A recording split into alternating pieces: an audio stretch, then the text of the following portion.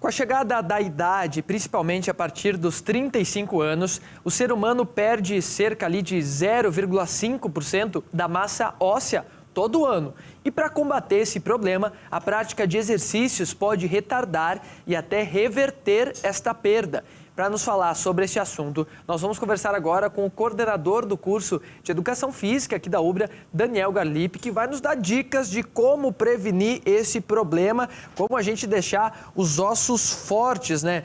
Daniel, se a pessoa nunca fez exercícios, ainda dá tempo de colocar ali o corpo em forma e fortalecer os ossos? Boa tarde. Boa tarde, Raí. Tudo bem? Boa tarde a todos. Tudo jóia.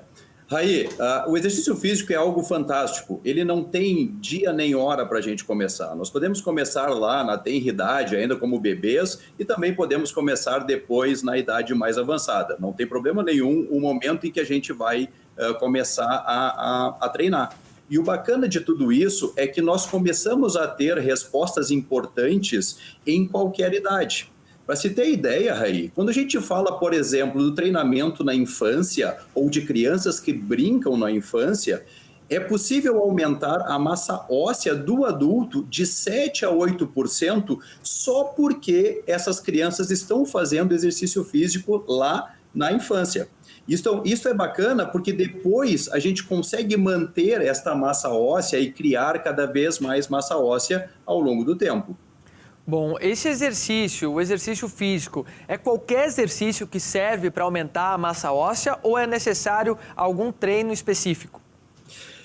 Principalmente a gente fala de aumento de massa óssea quando a gente fala de treinamento com impacto.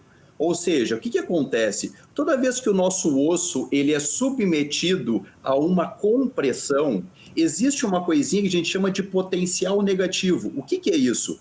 Os osteoblastos, que são as células ósseas, elas começam a se depositar naquela região.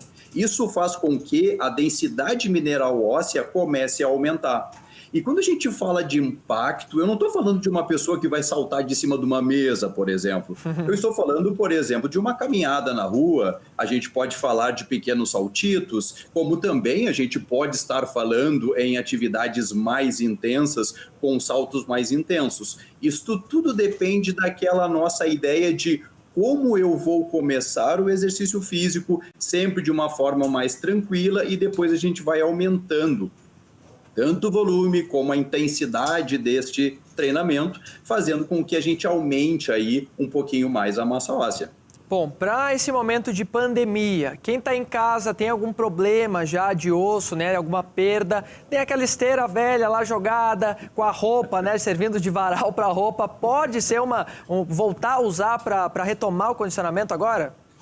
Seria muito legal, Raí, a gente poder utilizar estas coisas que a gente acaba deixando de lado. Então, assim, utilizar pequenas cargas também é importante. Ou seja, a gente pode subir escadas, por exemplo, isso já gera uma certa intensidade, já gera uma certa compressão nesses ossos. Fazer pequenas caminhadas dentro de casa. E uma outra coisa que é importante também, Raí, é que quando a gente faz tração nesse osso, ele também, para se defender, acaba formando mais osso. Então, o que acontece? Se nós temos um músculo e este músculo é preso no osso a partir de um tendão, se nós começarmos a tracionar este tendão, ou seja, fazer contrações musculares, nós vamos fazer com que a massa daquela região onde o tendão está inserido também aumente essa quantidade de osso. Então, atividades do dia a dia também podem ser fundamentais quando a gente está falando principalmente desse processo de aumento de massa óssea. E olha que interessante, Raí. Eu publiquei um artigo em 2017, onde eu tinha uma aluna que ela começou a treinar comigo com 68 anos e ela já apresentava osteoporose. E durante 12 anos nós conseguimos aumentar o percentual de massa óssea dela da coluna em 15,5% e do quadril em torno de 10,5%.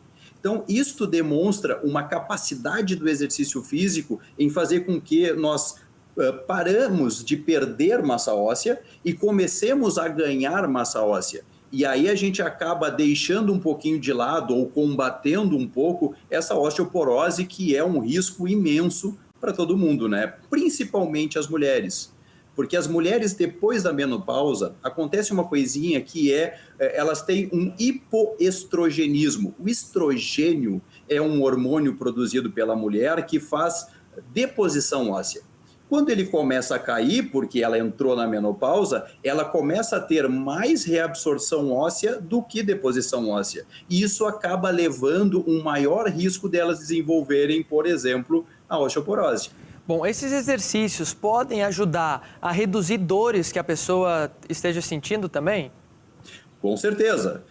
Geralmente as dores elas são causadas por uma região mais fraca da musculatura ou por regiões que estão mais tensas dessa musculatura. Então, quando a gente começa a trabalhar, por exemplo, os alongamentos que vão distensionar esta musculatura e começamos a fazer também treinamento muscular que vão entregar mais massa muscular, as regiões do nosso corpo começam a ficar mais protegidas com essa massa muscular e as dores começam, então, a diminuir. Então, é fundamental que todas as pessoas façam exercício físico.